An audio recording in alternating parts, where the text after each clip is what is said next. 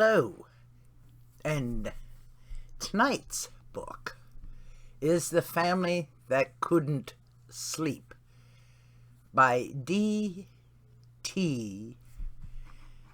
Max. And it's a dreadful story.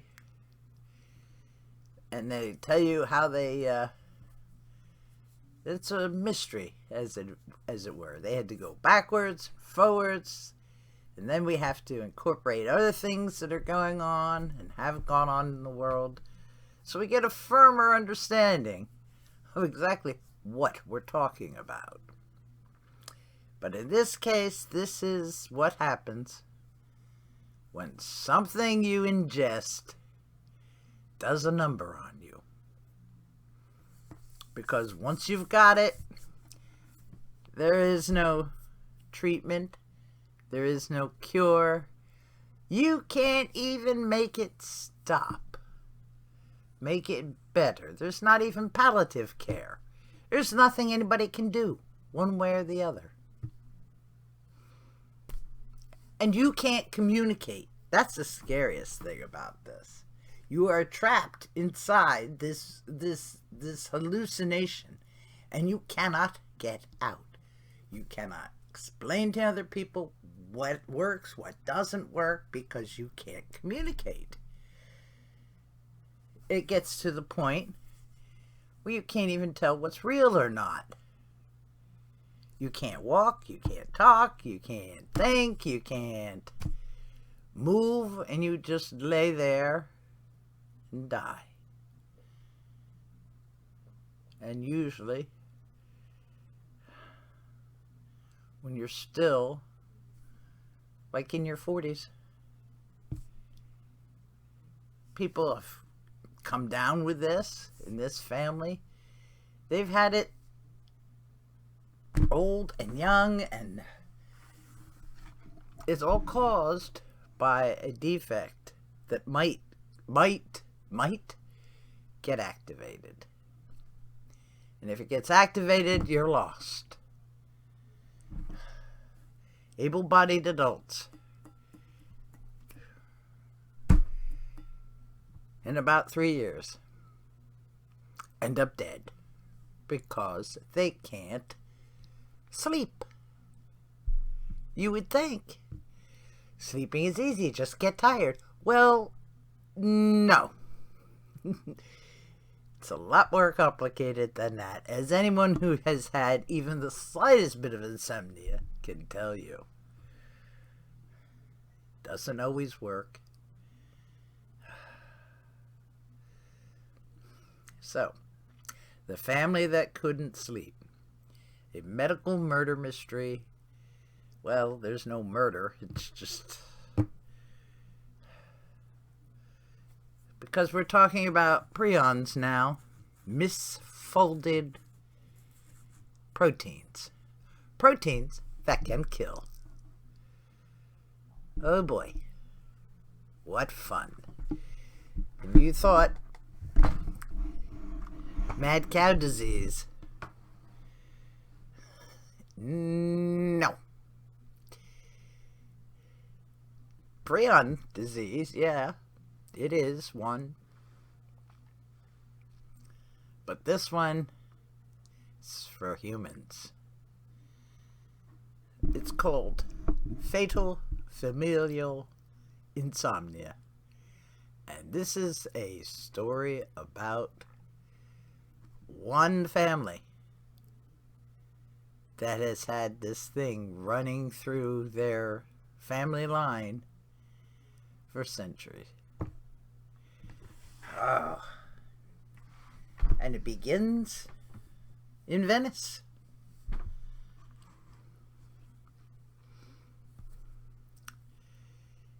But there's a problem. It's not the only one. There are approximately 40 families. And you can all get tested. And you can all be, had tube tied and does various things you can do to keep from continuing in the family line. You can do amniocentesis, and then aborting those who have the mutation that gives you prions a start. That's assuming you're not in the United States, which is just taking away that right, you know.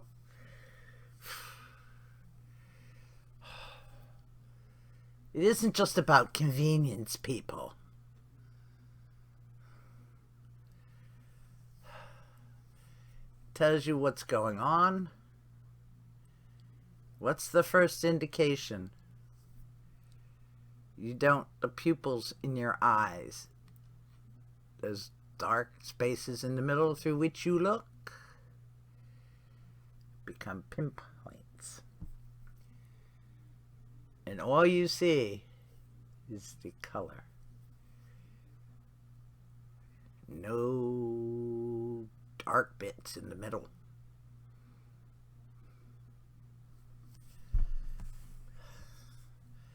Very scary stuff. And you start sweating copiously, constantly soaking shirts and bed sheets and everything. You gotta just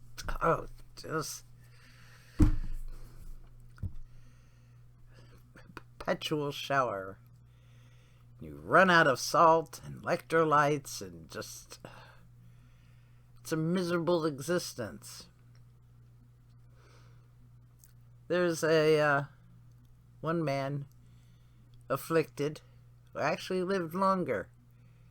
But the story of how he did that, how many drugs he tried, how many times he ended up in the hospital, he actually managed to write a book before he got totally incapable.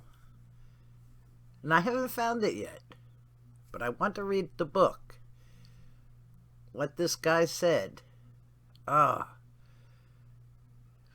So you remain entirely aware of what's happening and what you're feeling. You just can't communicate it out to others. And that's what he tried to do with this book. He was talking about how he would write notes for himself. One day to the next, writing notes, taking copies, taking photographs, taking pictures, trying to remember, trying to think. He drove across country, trying to remember, trying to think, trying to find some way to go to sleep. For once, at least, just go to sleep. He's a man desperate. A very desperate man. But, and then you look at their brains after they've died. They section out the brains, very sliced very finely,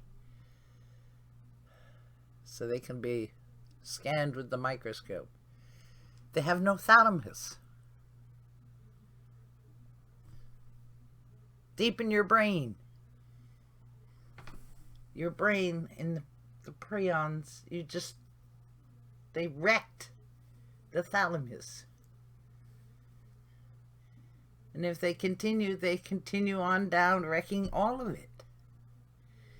It's like the Papua New Guineans who get Kuru, the foray people.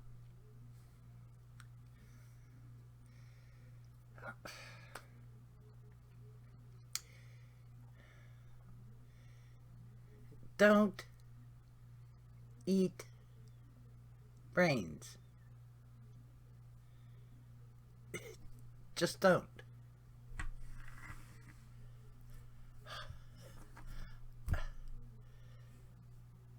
That's what started the BSE in England. They gave them the brain and spinal cord chopped up and smushed up and turned into powder from sheep and fed them to cattle. Are you nuts? Come on. They're herbivores. They have no defense against this stuff. Cut it out. Give them grass. Hey. And don't eat brains. But yeah, dreadful diseases you can catch from this stuff. And there's no way to kill a prion. They're trying. You could dip it in formaldehyde. It doesn't do anything to stop it. It still keeps being a prion. Yes, there's no DNA in there. It's just protein. But it will, if it gets in you, it will infect the next protein. And that one will go on to affect the next protein. And that one will go on to affect the next protein. And pretty soon, all the proteins in your brain are full of holes. Because they don't work anymore. They can't work anymore. Because the proteins are misfolded. And when a protein is not folded correctly, it cannot fulfill its job. So, it's pretty scary.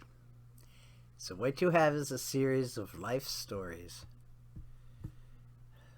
Old men, young women with 2 kids. Some they have film of. So break your heart. So when we talk about not being dysautonomia, don't laugh at us.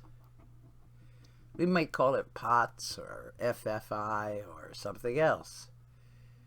But these are real issues that people are talking about. So please, think beyond the end of your nose. You may not have dysautonomias,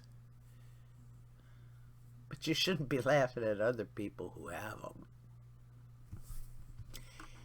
Any case, it's a great book. It's scary, it's disturbing, but it's well written. It has a little bite to it because the author of the book also has a dysnomia or dysautonomia, which is not doing him any good either. So, I hope this helps increase understanding. But yes, there are people in this world who do really need serious help. For diseases you can't see, for problems you can't see, for conditions that are rare. But that doesn't mean they're unworthy of your notice and your regard.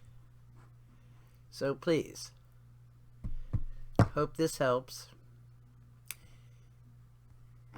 Thank you for watching, and please do come again.